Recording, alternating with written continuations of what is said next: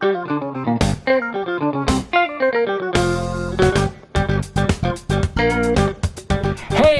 we are to big topic time, and this is going to be an interesting one because I didn't particularly plot or plan this one out, so we're just going to kind of fly by the seat of our pants. This may take 5 minutes, this may take 5 hours. I have no idea. I have not prepped Matt for this, but it was on the Excel spreadsheet, so he should prep himself. That's what I got to say about that. I'm looking at it right now. It's the topic we call Build Your Dream Crime Team. We are going to go back I wonder who came up with this topic. We are going to go back to the history of movies, cinema, and all such things and build our crime team. This can be any the people that you want. You can get a driver. You don't have to have a driver if you want to run away, if you want to ride a bike. If you don't like have a driver, your crime ain't happening. I mean, the guy that rode his bike in New York after he shot the CEO, I'm just saying. And where is he right now?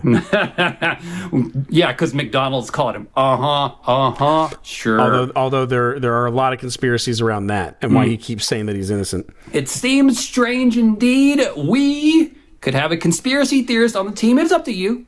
Whatever you feel like to get the job done. I want 5 people total. We're going to go back and forth. My first choice. Please. I want a conspiracy theorist, and I want it to be Dan Aykroyd. None of his characters. Just Dan Aykroyd. Just him as the person. I will accept that as the case because we all know that's who Dan Aykroyd always is.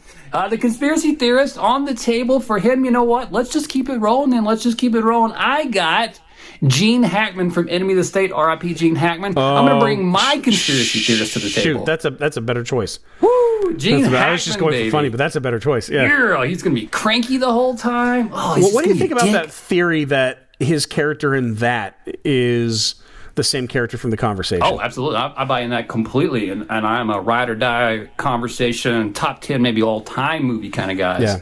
And I love that idea that it just rolls back in. Because that's also, we got to figure out what kind of diet that Coppola had in the 70s, because like that guy did not miss for that decade. Did not miss. That is true. I thought you were talking more about like the cocaine, and I was wondering what you do instead of cocaine nowadays. That might be it, because I'm a big believer in the fact that one of the reasons why 80s movies were so great was because people abused cocaine. Yeah, they were jacked up all the time. I'm not advocating abusing cocaine, but when you're doing a drug that is known for making all of your bad ideas seem good and you'll just run with it, that's how you end up with shows like Knight Rider.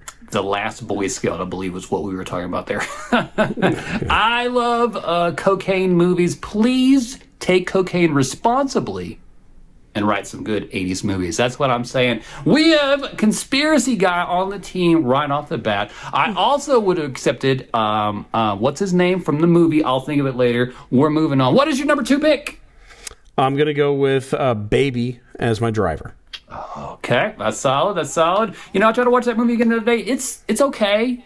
Edgar Wright is my guy, so I'm going to give him credit for it. It feels kind of short and a little empty. Okay. Yep. I'm not a big fan. It feels like a long episode of TV, but I love it. Okay. The rhythm of the movie is fantastic. I just don't like that main actor, which is on me. I do have a theory that he's supposed to be that basically if you set that movie in space, you have the perfect young Han Solo movie. He's even dressed like Han Solo throughout the entire thing. I gave a little shout out this week to my driver, so I'm going to bring in The Driver from The Driver, 1976. That was the precursor to so many of the Driver movies that we've had since then. Most specifically, Drive, I would definitely say, Nicholas, I got my eye on you. I know you did a little bit of thievery there. Ryan, what is Ryan's last name? O'Neill, the star of The Driver. Not a lot of words. It's just beauty. It's just prettiness. And you know what? I got questions for Ryan O'Neill, so I'd love to hang out with him while we weren't shooting inside the car, ask him questions, then he can drive me around like that. So I almost went Morgan Freeman and Driving Miss Daisy. Solid. Always know he's going to be there on time. A little bit of a dick, usually funny, but I thought he's not going to get us out of there fast enough. I was thinking Steve McQueen from Bullet. He would leave us, though. I feel like Steve would be like, no, fuck also, these guys. What about Baby Goose from Drive? Well, I mean, I went with the original. Yeah. No disrespect to Drive. I just went with the original in this idea. There is also, you could have had Gene Hackman in the French Connection because he fucking did that shit for real and running into people and shit. That would have been fun. I could have had a whole Gene Hackman list. I'm already realizing, gosh dang it all, I missed out on we were talking about that, and it's like when he passed, and you're trying to think of his best or your favorite roles of his. Oh yeah, and it's like, well, this, and then you're like, no, well, what about this? It's like, well, he doesn't have a big part here, but it's fantastic. Like, I don't know if there's an actor who has more hits. Like, just like every time he shows up, you're like, oh yeah, this guy's the best. Yep. Than Gene Hackman. Well, that's why we're doing a mini segment in between this segment called Mount Rushmore Gene Hackman. We've got 4 to get to. Can we narrow it down? I'm not even looking at IMDb. Unforgiven, is that on the list? Instead of Unforgiven, I would put Quick and the Dead. Okay. He's a little more fun in Quick and the Dead. Yep. Fun Gene Hackman. You don't get a lot of fun Gene Hackmans. But still very sinister where, he murders his own son. Yep. That's pretty sinister. The conversation's going to be on there as well. Can I get the conversation on there? That may be a personal favorite. You can reject it if you like. Like I said, I'm just kind of off the top of the dome. Welcome to Mooseport. No. No. I would almost put Heartbreakers up there. Oh, okay. He's so funny in Heartbreakers. Like everything he does makes me like fall out of my chair laughing. Old people would beat us up if we didn't say Hoosiers, but I'm not real sure if he would make it. But I mean, I love his character in that though. Yeah. But like, if you had to sit down and watch that or The Poseidon Adventure or Crimson Tide, Crimson Tide might be my number 4. That is A+ work by everybody involved in that. He's also in, he's in 3 Superman movies as Lex Luthor. He is indeed. He's in 3. That's crazy to remember. And he shot for the first 2 movies.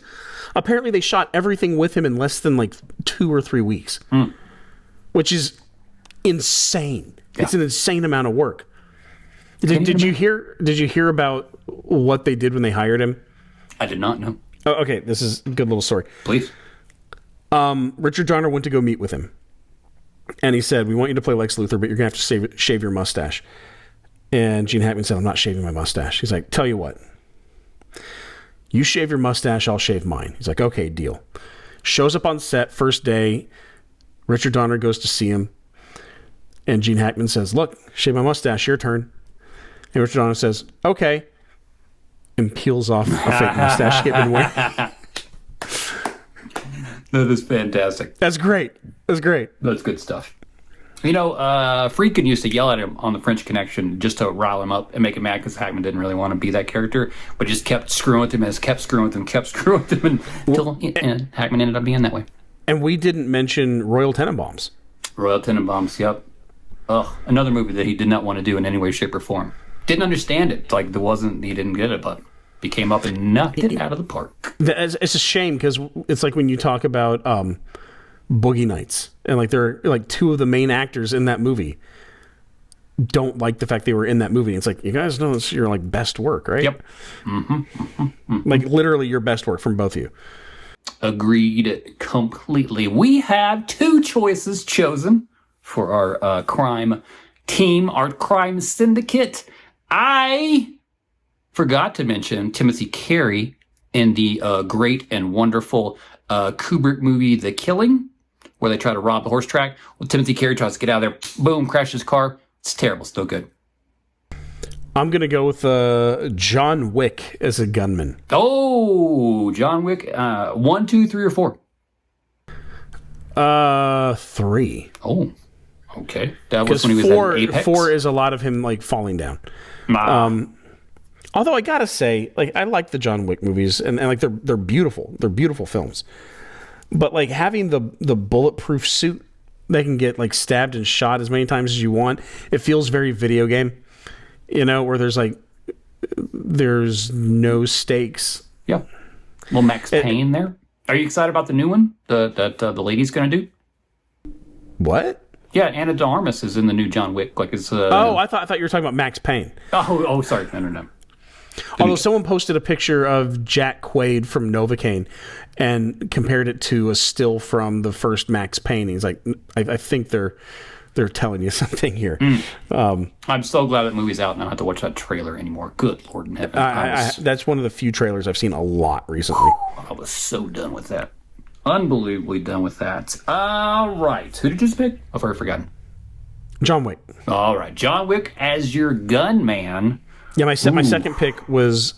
it doesn't matter. No, we got it all. The people on the interwebs will remind us whenever our dumbasses forget. Number 3 for me. Okay, I'll stick with gunman. Wow. Do I want to go... Man, there's a lot of great options there. It feels a little disrespectful not to have Cobra with me on this adventure. He's not going to work well with a team. Yeah, I need a wild card, though. And, you don't want your wild card to be your gunman. I mean, it worked or in your Heat. Driver, for that matter. It worked in Heat. I can't have Val Kilmer either. He was a little dangerous in Heat. I don't know how safe he's going to be with that gun around me. Ooh, you know what? I'm going to go deep cut just because I want to talk about this movie for a second. Can I get Love and a 45, whatever her name is in that movie? She was a wonderful, crazy, nut, insane person, and I would trust her also to shoot anybody that got into my way. So I'm going to say the character from Love and a 45. If nobody's seen that movie, they probably haven't, go watch it. It was really good. Renee Zellweger is who's in the movie. Good Lord. Took me a second. I got there. Now you said you have on here the boss, the leader. Ooh. Oh, this might take us a long time because I've got 17 answers. No. There's an easy one. Well, you're already going to be wrong, but go for it. Danny Ocean. What, like being able to pull off that heist in Soderbergh's Ocean's 11. The fact that he could pull that off while also getting his wife back, like that's an impossible feat. And that's why I like watching these kinds of movies, to watch people do the impossible. And I don't know who you're going to find that's going to do something bigger or better than that. Are you ready for it? Because I'm about to tell you. Is, was, and always be the answer to this is Jon Voight from Heat. Come on, man. That dude could get anything done. The hair that he had and stuff. Jon Voight. Heat. You're disrespecting Heat like that. Also, you had a great answer. Don't get me wrong. I'm talking about the size and the scope. And when everyone's like, oh, you're out because you're emotionally compromised in this. And it's like, no, this is part of the plan. And he did both. Like, doing one of the other. Voight could trust all those scumbags to get the job done, and then he calls with the bearer bonds and sells them back to the dude he fucking stole them from. That's pretty ballsy, baby. I'm saying Jon Voight, not a bad choice at all. Yes. If you're going that route, I'd say Hans Gruber. Solid, yeah. Heck yeah. Yeah. I mean, all three of these may be on the Mount Rushmore if we're being honest. Although Hans Gruber is definitely a black hat. Sure, for sure. Yeah. Yeah, he would definitely be after his own means. Who was the leader in Logan Lucky? I almost turned that on last night. Oh, it's Channing Tatum. There you go. How about Channing? A little love for him. I'd hang out with Chance. Yeah, and the fact that he kept everything so close to his chest. You know, like, yeah.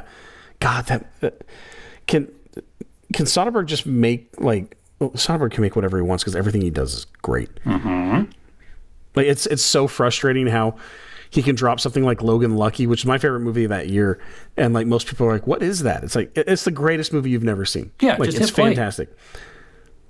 Strange to me. And also, like, it shows a part of the country that no one ever shows.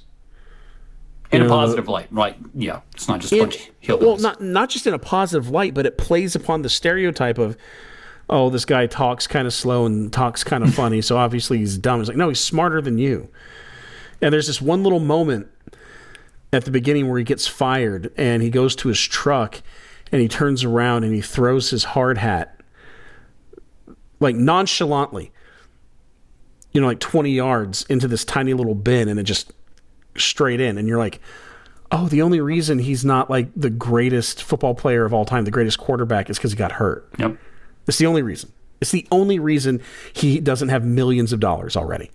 And it's such a great little character detail that if you blink, you're going to miss it.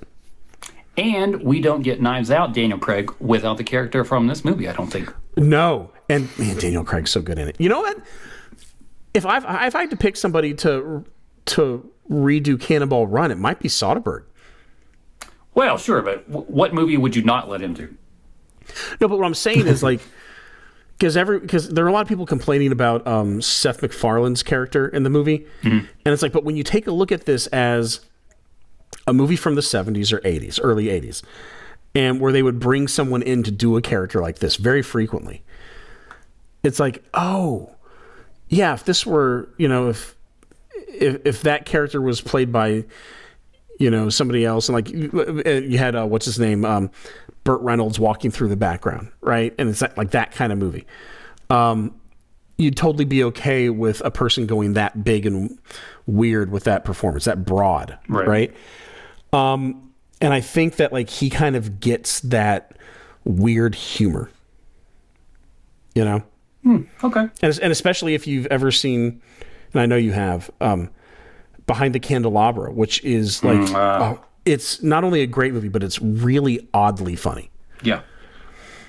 Yeah. Oh, hilarious. So wonderful. Have you ever seen Employee of the Month? I know this is parts of it. So I believe Christina Applegate is in the end, spoiler alert, the movie's from like 1997 or whatever, but in the end she comes back around and it's just her and the lady and they take all the money and stuff. That's a pretty badass because you don't know it's her the whole entire time. I'd let her lead my group. Can I say that I don't think Christina Applegate gets the respect she deserves as a comedian? It's ridiculous. She had 3 TV shows that were huge. Every time she shows up, she is the funniest thing there. Yeah. And the fact that she had such great timing, like Kelly Bundy could have been such a cheap throwaway character, and she made her lovable and the funniest thing on the show. Anchorman. Dude, she holds her own against everybody else, and that's that's kind of like Murderer's Row for 2000s comedy, right? Agreed. Yep. So good that they can make a second movie just out of the outtakes. Still crazy to me. You've got 2 choices left. To stand there toe to toe with Will Ferrell and be funnier than him. Yep. Luckily, he likes you.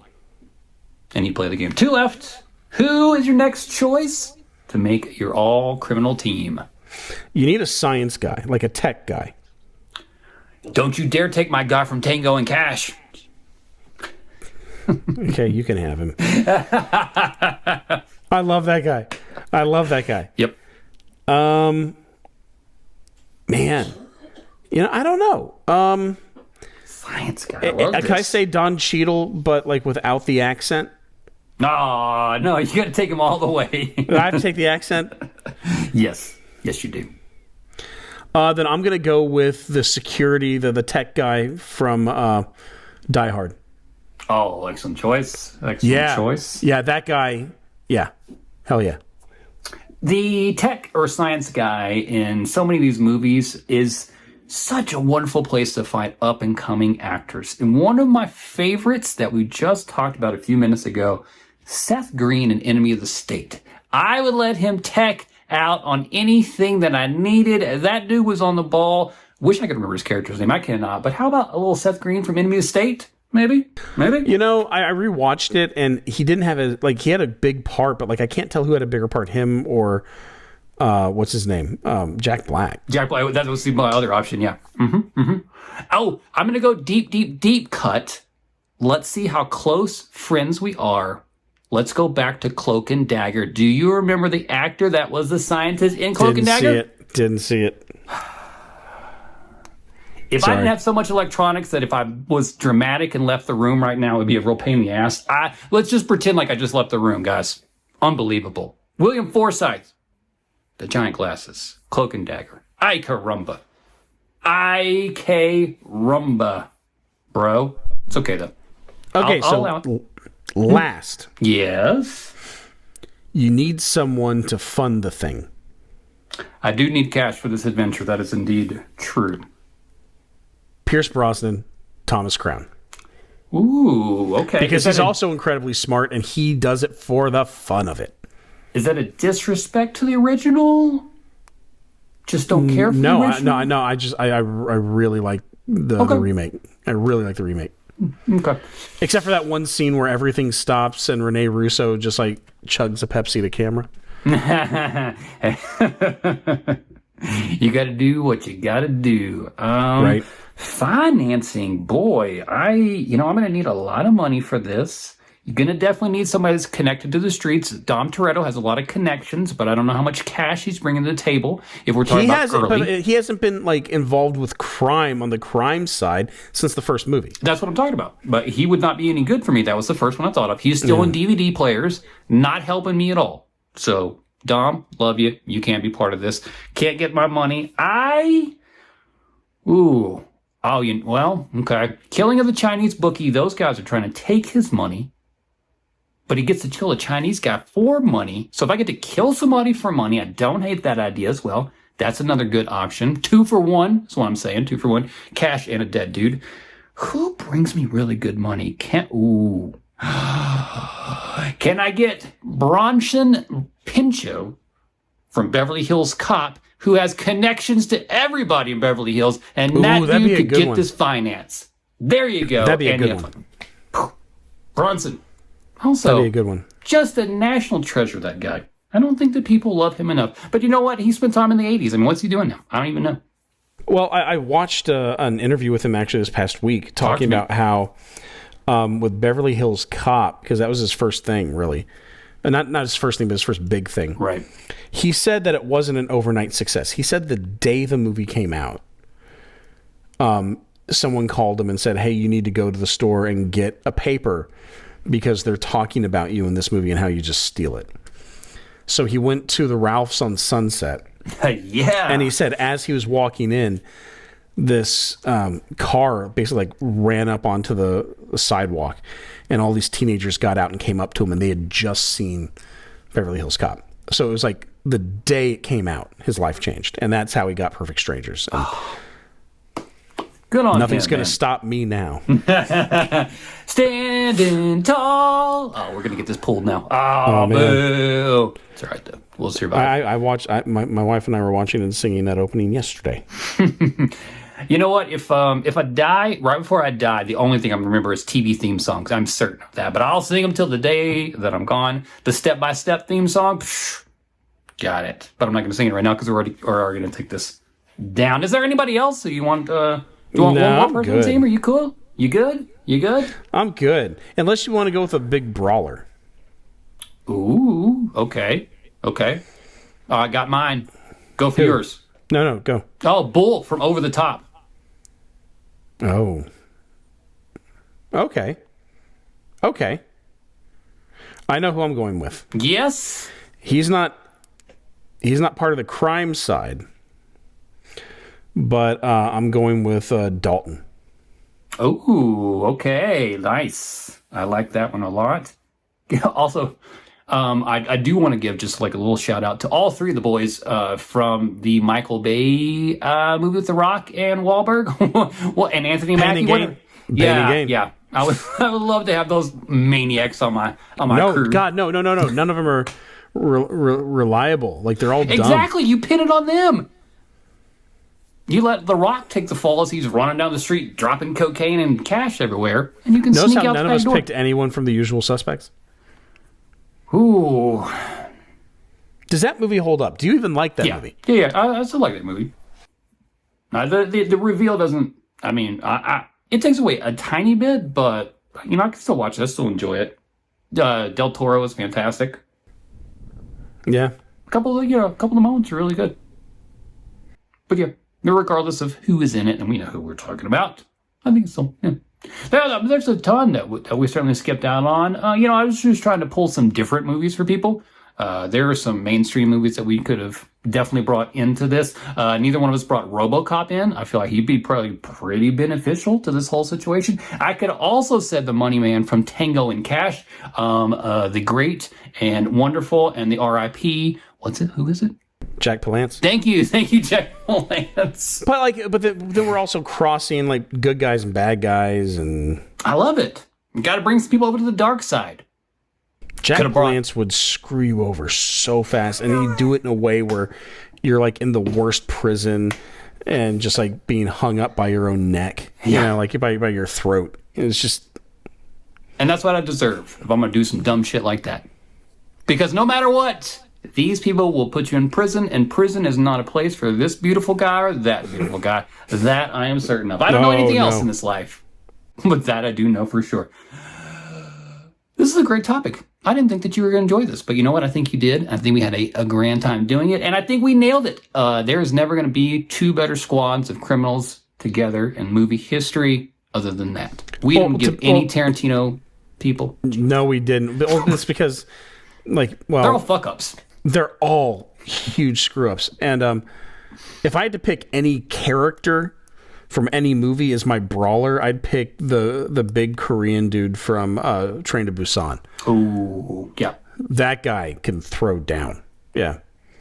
Oh, can he get the main guy from Old Boy? He fights like 75 people in the hallway. Yeah, but he has a hammer. I know. He has a hammer. He has a hammer. Fair enough. Fair. I can beat up two people with a hammer. That's about it. Well, yeah, try to throw a punch at a guy throwing the claw end of a hammer at your skull. Yeah, pass. No, yeah, I don't want that in my 3D goggles. No, thank you. That sounds terrible.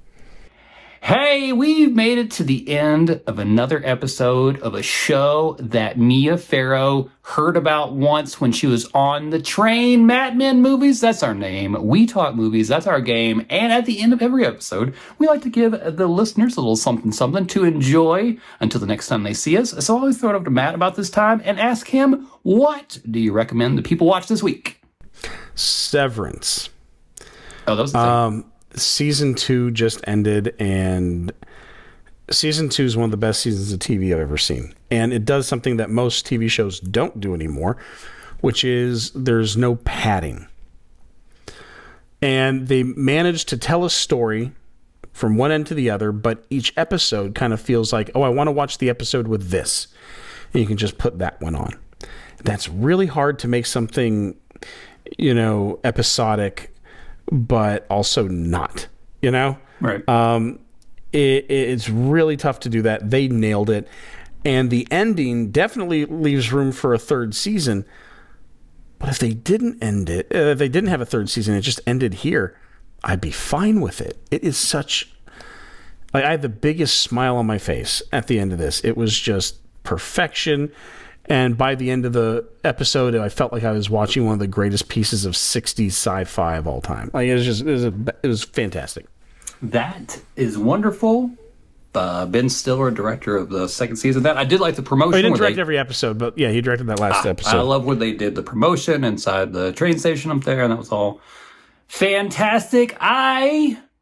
Sometimes I lose my way. Sometimes I forget how much movies, how much cinema means to me. And then I have a week like I had last week. And let me just tell you, sir, I've been biting my tongue this entire episode because this is the most important thing I'm about to say.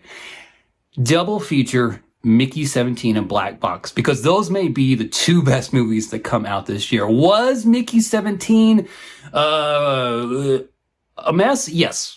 Was it a beautiful mess? Absolutely. Was it talking about things that we need to talk about right now? For sure. Was it talking about things that kind of went a little wonky at times? Absolutely. Well, there's adorable creatures? Yes. Did Robert Pattinson's voice choice make my wife decide she was not going to go watch the movie? Absolutely. And I loved every second of his choices and what he did. Mickey 17, fantastic. Black Box is the coolest movie I've seen in a decade. And when I say cool, that is exactly what they're trying to do. It's the 70s thriller in that way. We've got spies. We've got espionage. We've got the greatest jacket that I've seen in the 2020s in a movie, the red leather that she wears whenever she's going to a meeting. Fassbender is made for this. I just don't know who could have been a more perfect character in this way. Also, again, a character that is failing at every level, says that he's good at his job, but it sure seems like he's not. I think Fassbender really kills it on those kind of characters.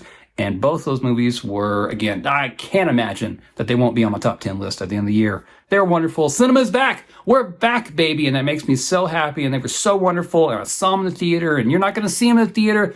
Not you, Matt. people are not going to see them in theater, but that's okay. Try next time, because both of these were worth my $10 or however much it costs to go to the movies.